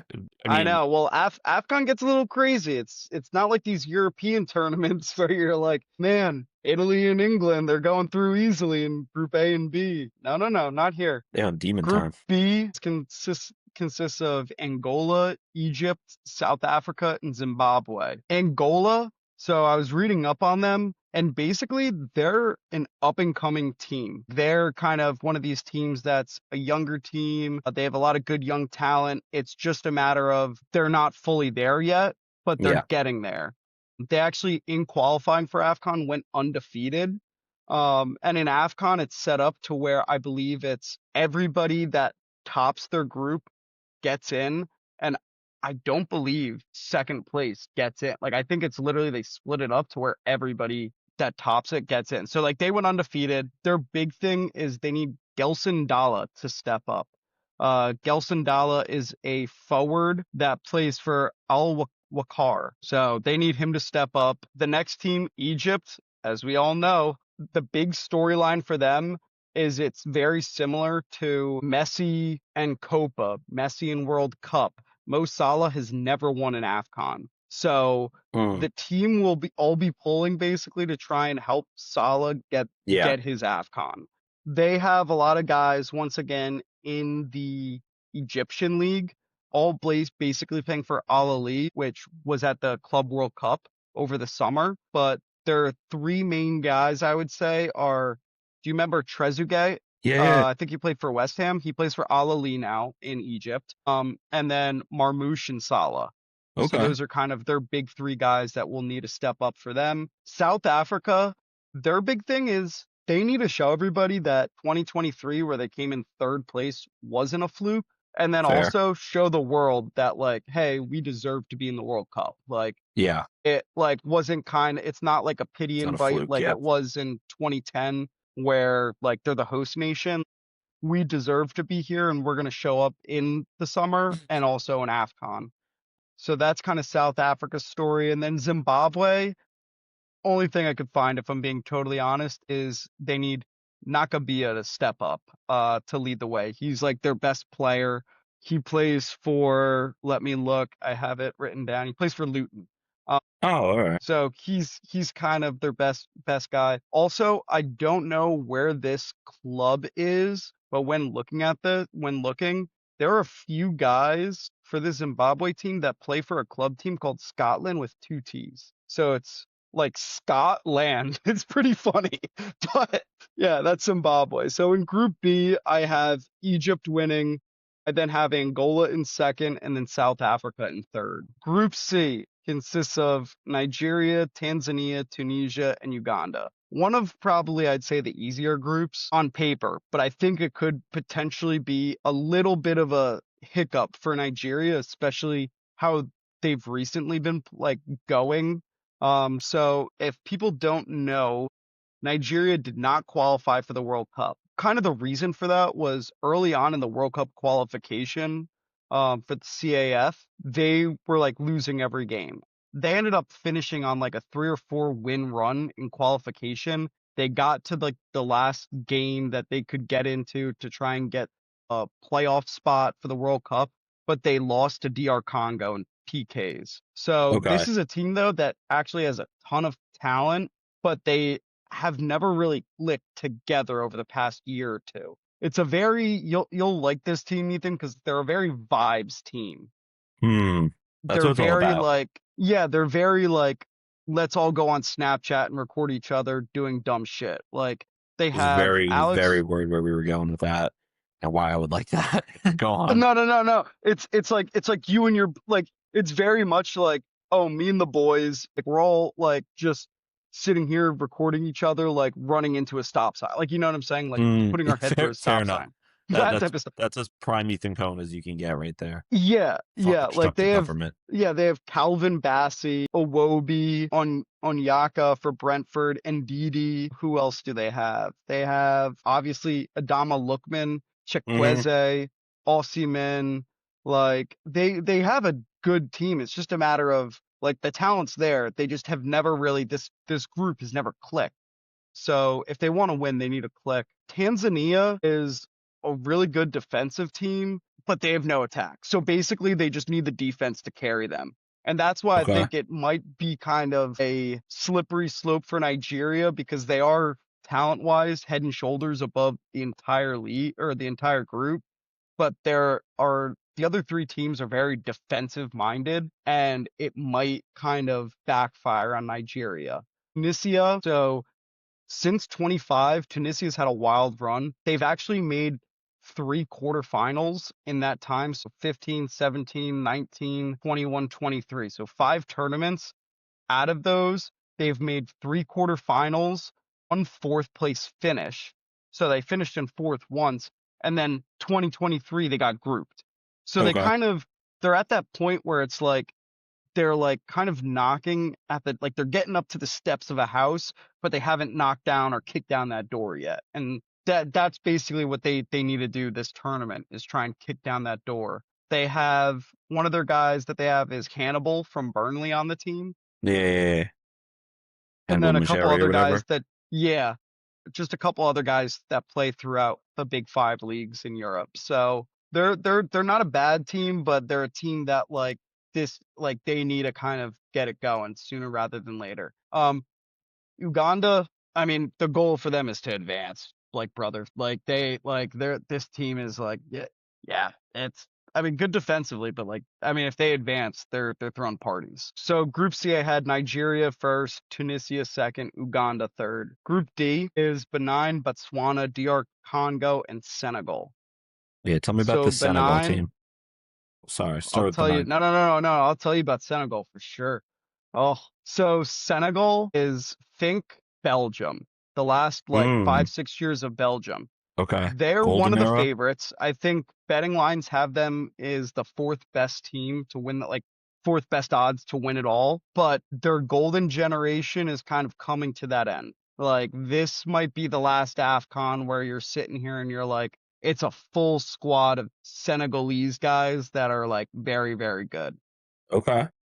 So they obviously have that Eduardo Mendy. They have Koulibaly. They have the guy that recently signed for West Ham, Diouf, who's a bit of a younger guy. They have Sarr, who used to play at Chelsea. They have Diarra from Sunderland, Idrissa Gana Gueye, Everton, Sarr from Spurs. Who else? Mbaye, Ibrahim Mbaye from PSG, and DA from Everton. I think I got that one wrong. And then NJ. yeah, and then NDI, is NJ, Mala yeah. Sarr, Crystal Palace, Mane, and Nicholas Jackson. So they're a complete team. Like, they are probably one of the most complete teams, if not the most complete team Mm-hmm. of this entire tournament, besides Morocco probably. But I would say, in my opinion, it's this AFCON, the World Cup in the summer, and then maybe the AFCON in 2027, where you're sitting there and you're like, these are the 3 that Senegal could win, because after that they don't have as complete of a team. They'll kind of go into that era of like, we have 2 good defenders, 1 good midfielder, and 2 good attackers. Like, but right now they probably have like 15 to 16 guys where it's like, Yeah. put in and play. Which Next break is down these teams for me. Let's speed run it a little bit, just because we do have a mystery 11 here too. I don't want to cut off I don't want to cut off all the breakdown, because you did a lot of research. Let's speed run it a little bit and give everybody I'll vibes on go each through. team. I'll go through and give vibes. DR Congo, underdog team for a deep run. Okay. They beat Nigeria to make the World Cup. Botswana, first time in the tourney since 2012. They're happy to be there. Benin. So Benin's interesting. They play a good defensive style that is basically reliant on counters. So they could have a good time against Congo and Senegal because of that. Group E is Algeria, Burkina Faso, Equatorial Guinea, Sudan. Sudan, they didn't even give me what clubs these guys play for, so I just put physical team. Slightly racist. No, that's what it was. Just a Just little like, bit. they're physical, man. I don't know. Equatorial Guinea, they are known in Africa as the giant killers. So they have the ability to take down anyone. So if you catch them on a good day for them, like, beware. Burkina Faso is a super consistent team. 1 loss in their last 5. They need players like Traore and Ataro to step up. Algeria is an interesting one. They won it all in 2019, but in the last 2, 21 and 23, they've gotten grouped. So they haven't even made it out of the group after they won it They're one of all. the better teams, yeah. So Yeah. like that's a big letdown. Yeah, no, it is. This year, they once again have a good squad. They could win it all if they really wanted to, but they need Mahrez and Aouar to step up. Would you compare them to like in Italy or like in Germany the past couple, like maybe not Germany in recent time, but like I guess you could say Spain too, like 2014 Spain, 2018 Spain, or like Italy in the past Yeah. couple, like struggling where like they're one of the more talented teams, but again, like they're getting grouped or they're not making I guess in this case they made the tournament, but No, I agree. Like, that's basically what they are. Like, they are that version in AFCON. Okay. The next group, the last group, is what everybody, including myself, is calling the group of death. So I saw this. I didn't even look at like world rankings or anything like that, or even like online thoughts on the tournament. When I just saw the groups come out, I was like, this has to be the group of death. So first team, Cameroon. So there's a lot of inner turmoil kind of going on. Maybe as the tournament goes on, I can kind of explain that more. But basically, they love a good tournament setting and they got a good attack. They could possibly be a dark horse for later on in the tournament. The next team, once again, another vibes team, is Gabon. This team, they're built on individual talent. They are not a team ball team. Like they need somebody like Aubameyang. Like he's having a resurgence right now for Marseille. Yeah, They he's been need him terrific. to be vital. Yeah, they Obama really who? need him. Obama what? Obama blood clot yang. The next team is Ivory Coast. So Ivory Coast is the defending champs. They have a team. They have an established midfield, established back line, and then they have 4 guys up top that I think will really be crucial for them. And it's the young duo of Diallo for Man U and then Jan Diomane for Leipzig, who's being quoted for 100 mil right now. Yeah, he's a beast. Yeah, to kind of they need those 2 to really mesh with Sebastian Haller and Wilfried Zaha Okay. for them to kind of move it along. And then Mozambique is the surprise team of the tournament. A lot of these guys you wouldn't know, if I'm being totally honest. I didn't know them, but I will say one guy that you do is Ronaldo, the fullback for Sunderland. Reynaldo. So, yeah, Reynaldo. There we go.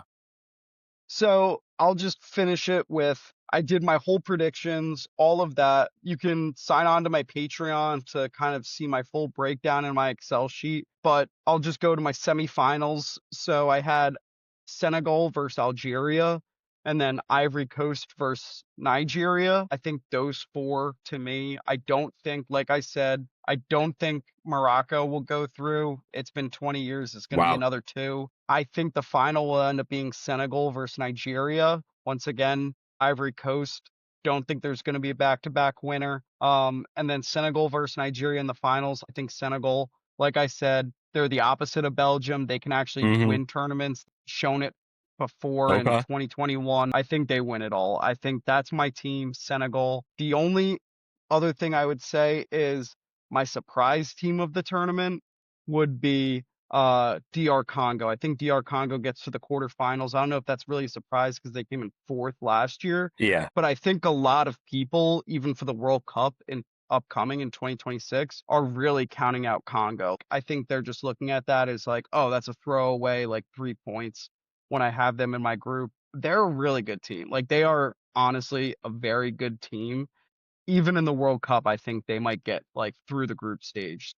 That's kind of an AFCON preview for everyone. Like I said, my Patreon, I'll have the full breakdown. I'll go into each specific player that I know and go through it there. That wasn't just kinda a breakdown. That was the breakdown of AFCON. I mean, what other soccer podcast does an AFCON breakdown? In that depth, too. Most people be like Morocco, Egypt, Nigeria, Senegal, Algeria. You know what I mean? Ivory Coast. Like, just talk about the top 5 and maybe be like, oh, Congo's a cheeky team. You were going in on Benin. You were going in on Benin.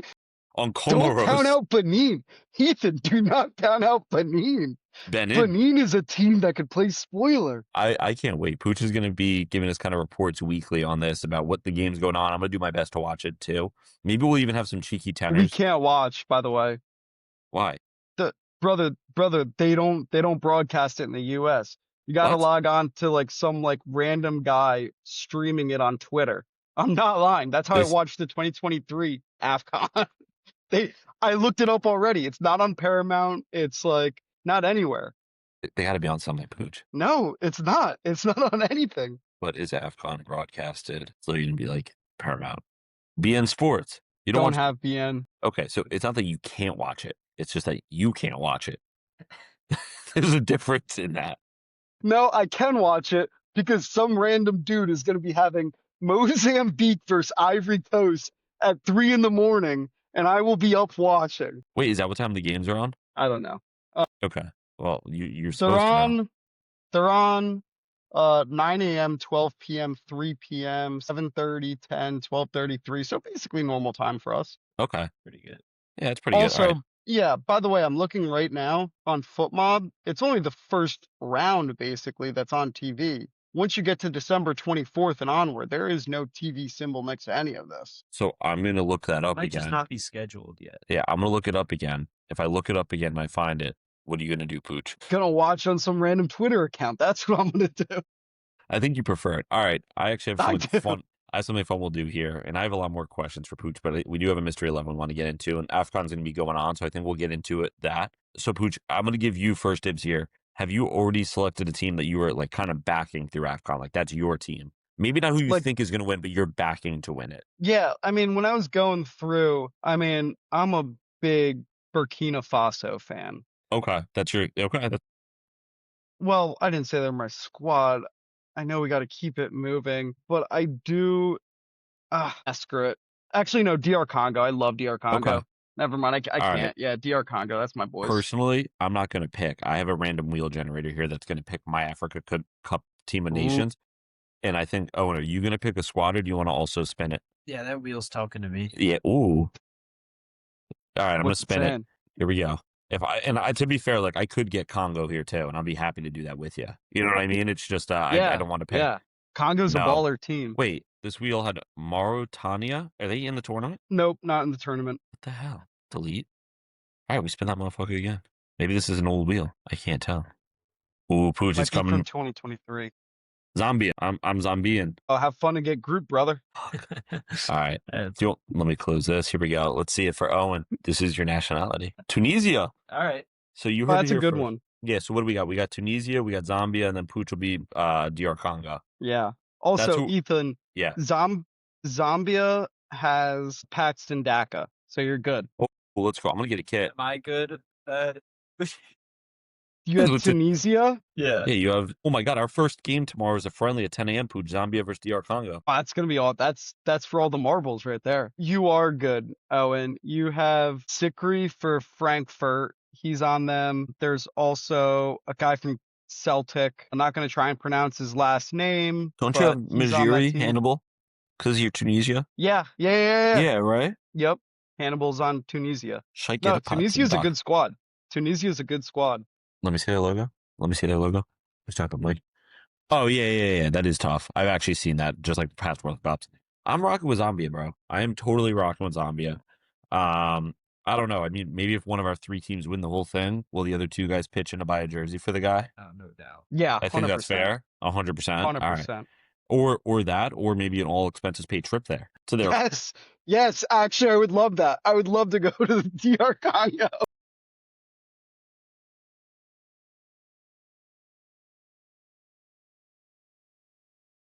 Dude, that'd be so much fun. Oh God. Okay, whatever. Dude, it was like the last week or 2 weeks ago when Pooch was talking about the guy grabbing into the hair. He just gets excited and you see him start going in there.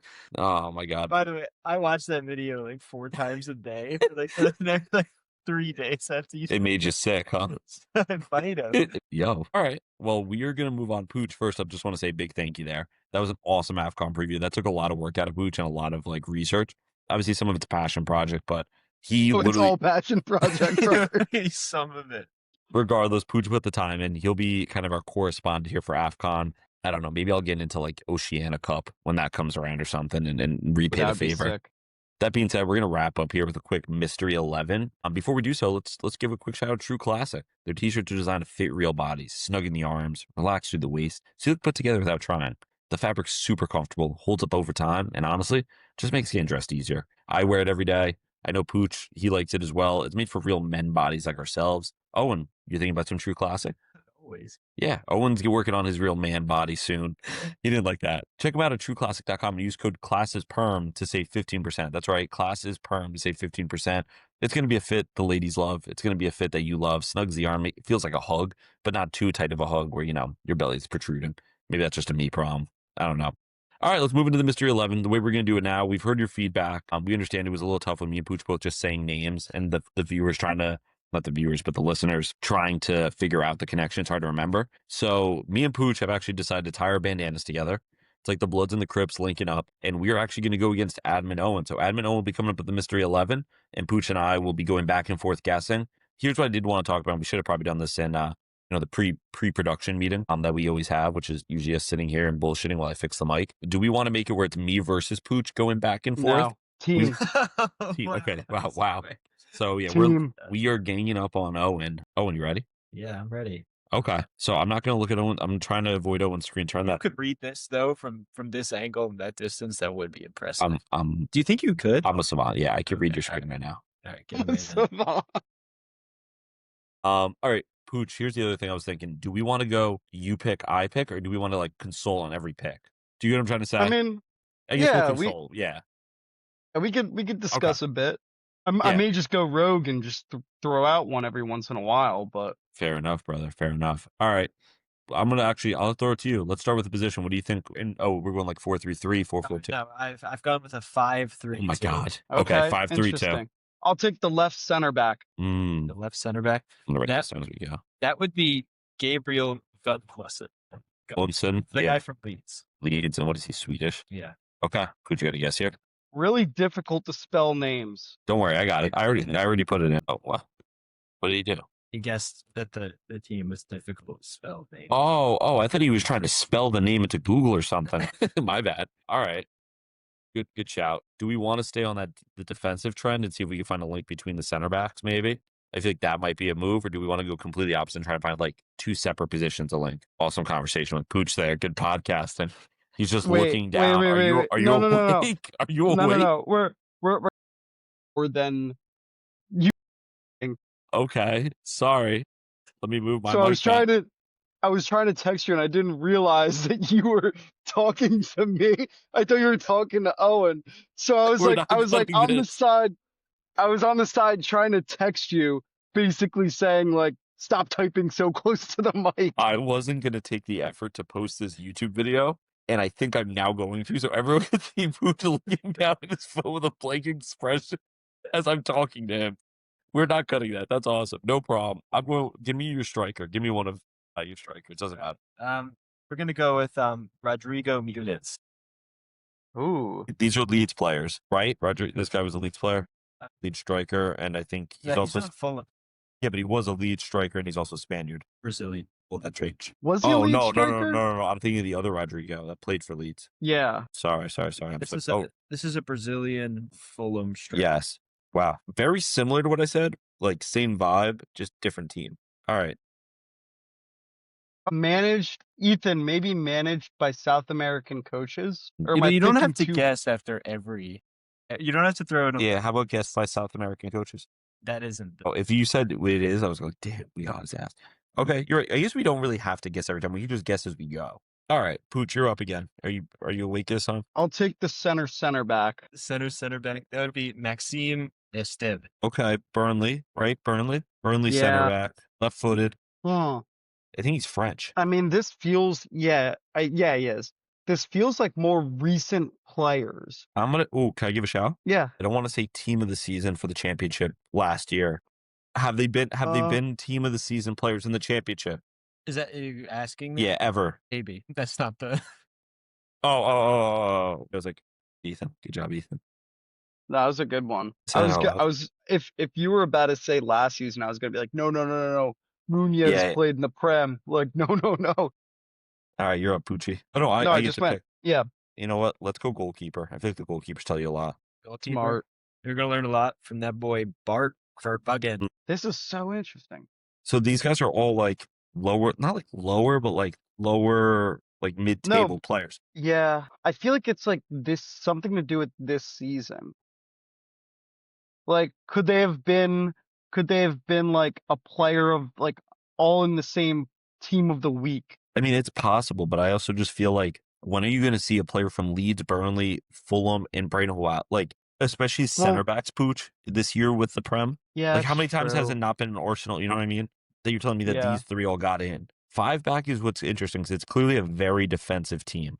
You know what I mean? Like, because he needed more defenders than attackers. I don't know. I mean, how do you say that? Verbruggen? What year? Yeah. I don't know anything about this Gabriel. No, I don't know him really either. Not going to. Ooh, All I right. think I found it. I thought it just had something to do with age. Are they all 6'4"?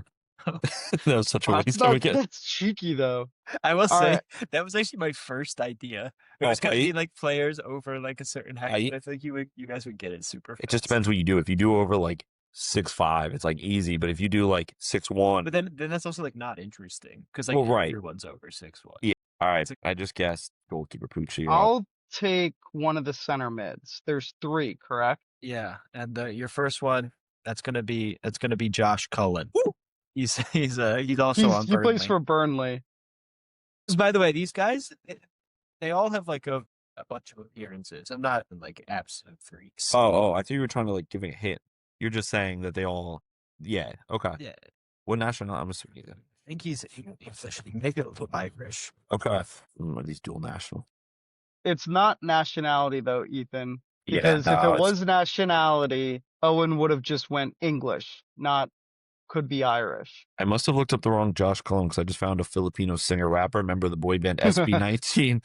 So I guess I don't know how to spell. Apparently, here it is. Nope, I spelled it correctly. It's on me. 2 goals, 2 assists. Have they all been relegated? That's not it. They definitely all have. But yeah, that's not it. I know. I was hoping that would be though. Damn. Give me the right wing back. Right. Or like the right back, however you. Oh, this is a tough name to say. I was worried about this. Milekovic. Like the Fulham lad? He's on Forest now. Yeah. No. You're right. It's Forest. I thought he was on Fulham. Forest and Serbia. You guys, I mean, I know for a fact, Estevy, Milekovic, they were both linked with Spurs. Is this guy really like a right wing back or a right back? Right back. Is he like right center? Yeah. So, he played right back. I promise. Dude, this guy has so many center backs in this team. You have to like. There's something. Yeah, he's a center. Okay, I'm glad you said that, Ethan. He's a center back. He plays right next to Murillo. Yeah. Okay. No, he did play right back this season. See, I've not lied a single time. All right. I never called you a liar, by the way. You took that on yourself. Oh, I'm an honest man, and I need everyone to know that although this formation and this team is a little insane, it is accurate. Okay. Ooh. I don't like what I was going to do. Is it maybe most goals conceded when playing? Like, I don't know. That's cheeky, but what is it? Is that it, Owen? No. All right. I have a guess. Have all these guys scored exactly 2 goals this year? No. Oh, that's good. No, Milekovic has only scored 0. He also, by the way, I just have his transfer market up. Just a main position, center back. Other position, right back. Bang. Are they all take represented? The other striker. Okay. This is gonna get you Nick Volklemont. Oh, they're all shit. They're all shit. Have they all scored an own goal this year? Yes. Yes, I got it. Let's go. Yes, there we go. There we go. The second I yeah. Wow. All right, that was cheeky. Should have started. We should have started this. The second you said striker, I was like, I could just give him this right off the bat. But he made this team possible. Yeah, that's true. But that's what I was saying. It's so many defenders that it had to be like defensive based because like, whenever I've made a team, if I have like 7 attackers, it's probably like goal scored. You know what I mean? Like you're trying to like find how to fit them. All right, that was good. That was good, Al. That was a good one. That was a good one. It did take a lot. I had to go into every center back who scored an own goals profile to see if they played right back or left back at least once, so I could use them as a wing back. All right, well that worked out nice. I mean, yeah, the Voltamata kind of just gave that up right away, but that was fun. All right, I think that was probably a little bit easier as well for the listener to digest. So if you're a listener and you're digesting right now and it's feeling good, just leave us a comment. Just like, hey, I'm feeling good. Things are coming out smooth. I enjoyed it. Yeah. Yeah. Definitely do that. Definitely please do that. Make sure you comment Owen's going to make a separate post just about digestion. I just want you to comment and vote in the poll, yes or no, if you digested properly. For sure. Yeah, that's another banger idea. Just giving you some ideas, man. Yeah. Just helping you out. Yeah, I hope all you guys show up for that poll. Yeah, and we'll see that 1 to 2 weeks. Hopefully you digested by then.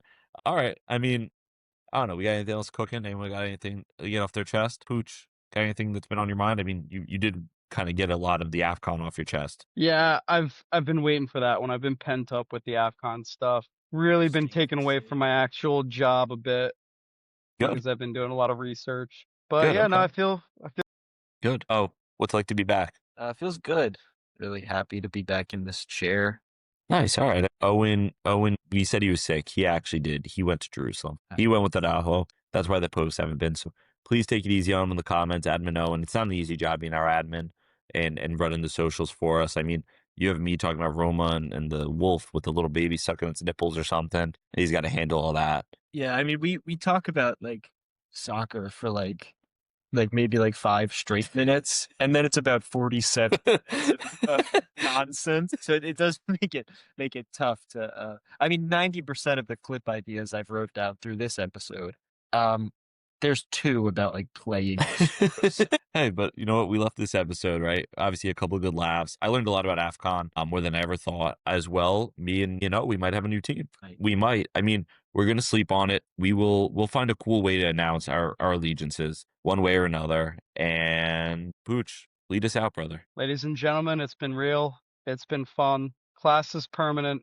Form is temporary. That was beautiful. Everyone have a good one. We'll see you guys again on Friday. Enjoy the episode. And yeah, go like, follow, subscribe, wherever you get your podcast. Share with your mother, brother, grandmother, aunt, cousin, dog's cousin. Peace, love, soccer. We'll see you guys. Have a good one.